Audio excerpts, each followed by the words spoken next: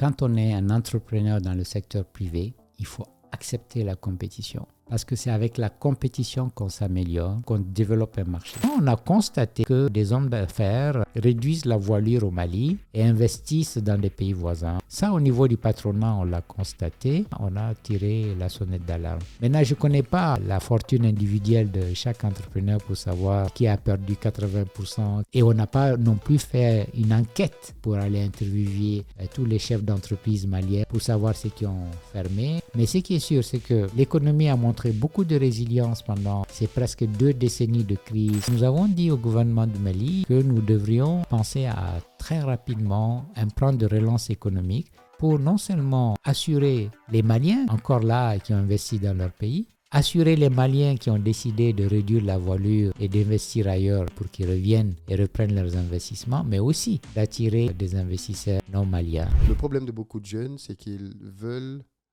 avoir, il disait que c'est peut-être l'un des revers des réseaux sociaux. C'est qu'on va voir un Mossadegh Bali qui va peut-être dans un palace, un Stanislas Zézé qui a peut-être un Range Rover, et un jeune de 25 ans va se dire qu'il veut avoir tout ça sans comprendre que ce qu'il voit là, c'est le résultat de 30 ans, 20 ans de travail. Et les réseaux sociaux donnent le sentiment que c'est accessible, que tout le monde peut...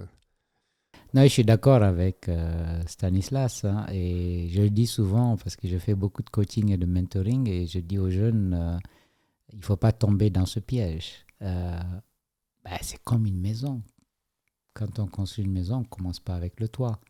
On commence avec les fondations, ensuite on met les briques, ensuite voilà. Et donc ça prend du temps et il ne faut pas quand on commence avoir pour objectif de dire je veux la range.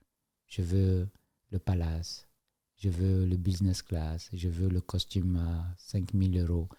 Parce que ça, ce n'est pas des objectifs dans la vie. Consommer n'est pas un objectif dans la vie. Ce n'est pas un objectif de la vie. Un objectif de la vie, c'est de se réaliser personnellement, d'avoir une vie familiale équilibrée, d'avoir un impact économique et social en créant de la valeur, de la richesse, des emplois. C'est ça le but de la vie. Parce que consommer, une fois qu'on a acheté un costume à 5 000 €, on l'a porté 2-3 fois, c'est fini. Parfois même, on ne porte plus. La Range, ou bien la Mercedes, pour ne pas faire de la publicité, ou n'importe quel véhicule, une fois qu'on l'a acheté, c'est vrai, au bout d'1 ou 2 mois, on crâne un peu, mais après, ça devient de la routine. Et puis, 3 ans après, ça part. Alors, quand on bâtit une entreprise, c'est sur là, 30, 40, 50 ans, peut-être même. Le rêve de tout entrepreneur, c'est que l'entreprise qu'il a créée lui survive. Tout à fait. Continue. Donc, consommer n'est pas un objectif de la vie. Et c'est ça le problème des jeunes d'aujourd'hui. À leur décharge, Philippe, c'est que nous, on a grandi sans réseaux sociaux. On a grandi avec les valeurs ancestrales africaines. La simplicité, l'humilité, la solidarité, le partage, l'effort, le travail acharné, l'honnêteté et la probité. Mieux vaut vivre avec 1 franc gagné à la sueur de 100 francs que de vivre avec 1000 francs volés ou en tout cas mal acquis. On a grandi avec ça et puis il n'y avait pas de réseaux sociaux. Voilà. Donc maintenant les jeunes sont, j'avoue que c'est pas évident, sont tellement bombardés de choses futiles et inutiles que ils se disent mais je veux gagner rapidement l'argent pour acheter ci, acheter cela. Et après, ils sentent qu'ils ne sont pas équilibrés. Parfois même, n'ont pas de vie équilibrée parce que c'est un mirage tout ça. Parce que la société de consommation à l'occidental, malheureusement, est en train d'essaimer dans le monde entier, y compris sur le continent africain. Et je ne suis pas sûr que ce soit une très bonne chose. Donc, le conseil que je donne aux jeunes, c'est il faut que vous sachiez exactement ce que vous voulez faire de votre vie parce que vous n'avez qu'un CDD sur Terre. On vit un jour, on part un jour. Dans ce laps de temps, je veux faire quoi? Je vais acheter 10 bolides ou bien je veux construire une famille, construire une entreprise, créer des emplois. Parce que ça revient à la même chose. Dans le processus, par exemple, de construire une entreprise sur 20, 30, 40 ans, à un moment donné, vous pourriez vous acheter le bolide. À un moment donné, vous pourriez vous permettre d'aller dans un palace comme moi. Aujourd'hui, je peux aller dans un palace. même si je ne suis pas dans un palace, Philippe, et tu le sais. Je peux me permettre d'acheter autant de bolides que je veux parce que pendant 40 ans, j'ai travaillé et le fruit de mon travail peut me le permettre. Mais ce n'est pas une priorité pour moi. Mais si c'est la priorité pour quelqu'un d'autre. On dirait, mais tu vas te faire plaisir. Tu sais qu'il y a, Oui, cet argument-là de, mais il faut se faire plaisir dans la vie. On n'a oui. qu'une seule vie, il faut profiter. Alors, il y en a qui tirent leur plaisir à être dans un bolide. Oui, Il y en a qui n'ont aucune considération pour un bolide. c'est vrai. Ils considèrent, et c'est mon cas. Moi, je considère qu'un véhicule, c'est pour m'amener d'un point A à un point B. Je considère qu'un véhicule ne fait pas ma personnalité. La catégorie d'hôtel où j'habite quand je suis en voyage ne fait pas ma personnalité. Voilà. Mais à ce moment-là, tu es très détaché du matériel. Totalement. Qu'est-ce qui te fait plaisir? Comment tu te fais plaisir? Ce qui me fait plaisir, c'est par exemple quand tu m'as invité à Back to Africa, parler à 3000, 4000 jeunes, les voir dans les couloirs. Ce qui me fait plaisir, c'est d'avoir lancé une chaîne hôtelière panafricaine alors que, notamment des Européens me disent que ce n'était pas possible pour les Africains. C'est une industrie trop complexe qui demande trop de capitaux et tout cela, ce n'était pas possible. Ça me fait plaisir. Ce qui me fait plaisir, c'est de voir tous ces jeunes qui travaillent dans nos hôtels. Ce qui me fait plaisir, c'est aider mon entourage. Aider. On a une fondation Azalai, par exemple, qui fait beaucoup de social, de RSE. Ce qui me fait plaisir, c'est d'avoir effectivement la possibilité de prendre un billet d'avion, parce que j'ai travaillé pour cela pendant 40 ans, et d'aller voir mes enfants qui sont à gauche, à droite, et de passer du temps avec mes petits-enfants, comme je viens de le faire ce week-end en Europe. C'est ça qui me fait plaisir. Je peux aujourd'hui voyager pour avoir ce plaisir parce que je m'en suis donné les moyens en travaillant dur pendant 4 décennies. Mais c'est tout. Effectivement, je peux sortir de ton podcast aujourd'hui et aller acheter un bolide et l'envoyer à Bamako.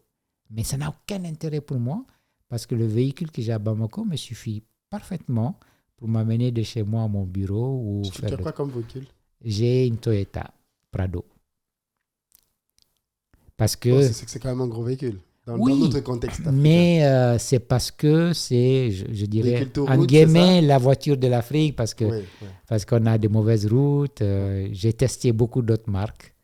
Et vraiment, celle qui m'a... Bon, je fais de la publicité gratuite pour Non, mais c'est celle-là, tout le monde la connaît. Mais j'ai considéré que de toutes les marques que j'ai eu à utiliser pendant tout mon parcours entrepreneurial, celle qui résiste le mieux, surtout aux mauvaises routes dans nos pays, c'est ce véhicule que j'ai aujourd'hui.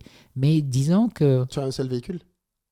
J'ai un seul véhicule, moi, et puis j'ai un véhicule pour les courses de mon domicile, notamment amener ma fille à l'école. D'accord. Voilà.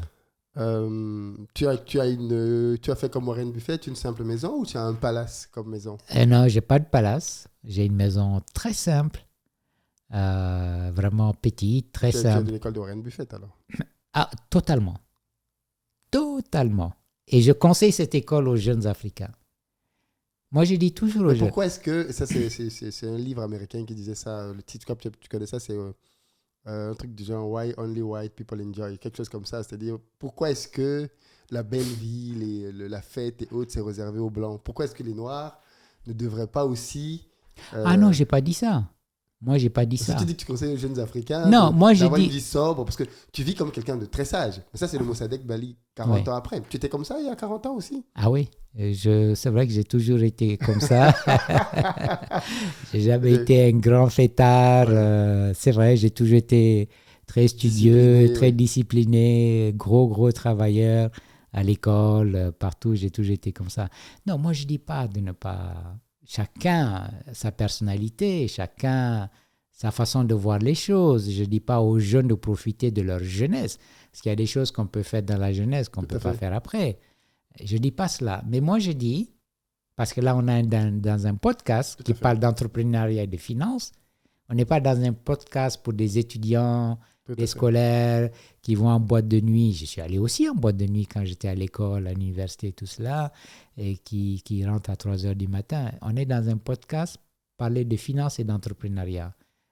Et on me demande, puisque j'ai un parcours de 4 décennies, voilà, les choses à éviter. Moi, je dis, les choses à éviter, c'est d'avoir la grosse tête quand on se lance, de grandir avant son entreprise au lieu de grandir avec son entreprise. Ça, c'est des choses à éviter. Et de ne pas prendre des choses inutiles, futiles et inutiles comme l'objectif de ce parcours entrepreneurial. Vous ne créez pas une entreprise parce que vous avez envie de rouler dans des bolides ou de descendre dans des palaces. Parce que il y a des gens qui ont 10 bolides dans leur garage et descendent dans les plus grands palaces dans le monde, mais qui n'ont pas d'entreprise. Et souvent, ils sont dans des choses illicites. Tout à fait. Voilà, vous pouvez gagner de l'argent et faire tout ça en vendant de la drogue, je ne sais pas moi, des armes, ou même en étant dans des circuits de corruption. Vous achetez quelque chose à 100 francs. Du blanchiment. Blanchiment, vous achetez quelque chose à 100 francs, vous le vendez à votre État à 10 000 francs et vous partagez le différentiel avec des gens qui vous donnent des marchés. Il y a des gens qui font ça et on voit leur rythme de vie. Sauf que je n'ai vu aucune de ces personnes durer sur 20, 30, 40 ans.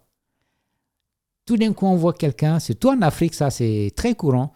Tout d'un coup, on voit quelqu'un. Tout le monde parle de lui. Tout le monde parle de lui. On dit qu'il a toutes les belles voitures du monde. Il a 10 voitures dans son garage. Il est tous les week-ends en business class, aller à Dubaï ou je ne sais pas où. Et puis, au bout de quelques temps, on dit, mais qu'est-ce qu'il est devenu? Parce qu'il n'a pas bâti quelque chose de pérenne. Donc, je dis oui, travaillez, gagnez votre vie honnêtement et vivez la vie comme vous pensez la vivre, mais avec votre entreprise, en fonction de ce que vous avez bâti, en fonction de comment vos revenus viennent. Si vos dépenses sont supérieures à vos revenus, vous allez être comme ces gens-là. Au bout d'un certain temps, vous disparaissez, votre entreprise disparaît. Warren Buffett, justement, a dit « Dépensez ce qui vous reste après avoir épargné ». C'est ça qu'il a dit.